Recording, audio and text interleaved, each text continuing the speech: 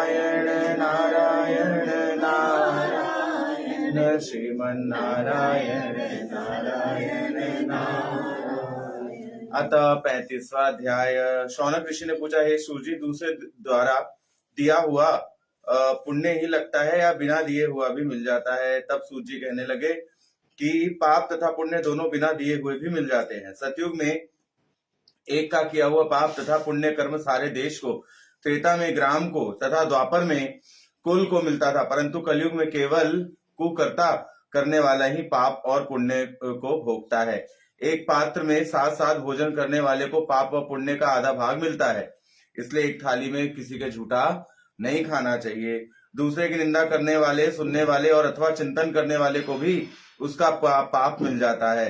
दूसरे का द्रव्य चुराकर दान देने वाले को भी पाप भोगना पड़ता है। पाप या पुण्य का उपदेश करने वाले को छठा अंश प्राप्त होता है, प्रजा का छठा अंश राजा को प्राप्त होता है। इस प्रकार शिष्य से गुरु, पिता से पुत्र तथा स्त्री से पति को छठा अंश प्राप्त पाते हैं, परंतु स्त्री पति का आधा पुण्य पाती है। इस प्रकार बिना दिए भी एक दूसरे को पाप तथा पुण्य की प्राप्ति हो जाती है। इस संबंध में अत्यंत पुण्य देने वाला एक इतिहास सुनाता हूँ, सो सुनो। प्राचीन काल में उज्जैनी नामक नगरी में धनेश्वर नाम का एक ब्रह्मचित कर्मों से रहित जुआरी मदिरा पीने वाला वैश्यागामी रस कमल तथा खाल बेचने वाला एक अत्यंत पापी ब्राह्मण रहता था। वह क्रय विक्रय हेतु कई नगरी में घूमता फिरता महिष्मती नगरी में गया और वहां पर 1 मास तक ठहरा। एक दिन नर्मदा नदी के तट पर उसने जप तप करने वाले ब्राह्मणों को देखा। फिर पूर्णिमा को गौ ब्राह्मण का पूजन तथा सायकाल शिवजी का दीपदान महोत्सव भी देखा, मगर उस रात्रि को एक सर्प ने उसको काट लिया। तब कुछ मनुष्यों ने उसके मुख में तुलसी दल तथा नर्मदा जी का जल डाला। इसके पश्चात उसकी मृत्यु हो गई और यमदूत उसे मारते पीटते हुए यमराज के पास ले गए। वहां चित्रगुप्त ने न क्रोध दृष्टि से उसकी ओर देखते हुए यमराज से कहा कि महाराज, यह बड़ा ही पापी है, इसने जीवन भर एक भी सत्कर्म नहीं किया। तब यमराज ने आज्ञा दी कि पहले इसे खौलते हुए तेल में कड़ाही में डालो और फिर बाद में मुदगरों से इसकी पिटाई करो। तब कुंभी पाक नरक में इसको फेंक दो। परंतु जब उसे खौलते हुए तेल में डाला गया तो तेल एकदम से शीतल हो गया। जब यह बात यमराज ने सुनी तो वो भी आश्चर्यचकित हुए। ठीक उसी समय नारद मुनि यमराज के सभा में पहुंचे।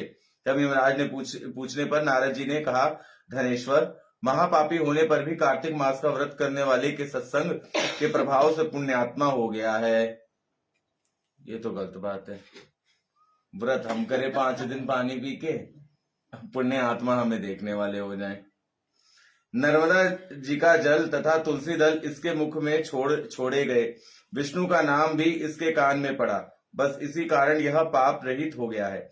इतना कहकर नारद जी ब्रह्मलोक को चले गए। उधर धनेश्वर कुबेर का अनुगामिनी धन यज्ञ हुआ, जिसके नाम से अयोध्या नगरी में भगवान गदाधर नाम का तीर्थ विख्यात हुआ।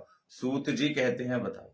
सूत जी कहते हैं, किसी इच्छा से किया गया पाप गीला तथा कामना रहित पाप सूखा कहा जाता है। अच्छा, इस कार्तिक मास के व्रत के प्रभाव से मनुष्य द्वारा किए गए गीले तथा सूखे अर्थात सभी प्रकार के पाप नष्ट हो जाते हैं।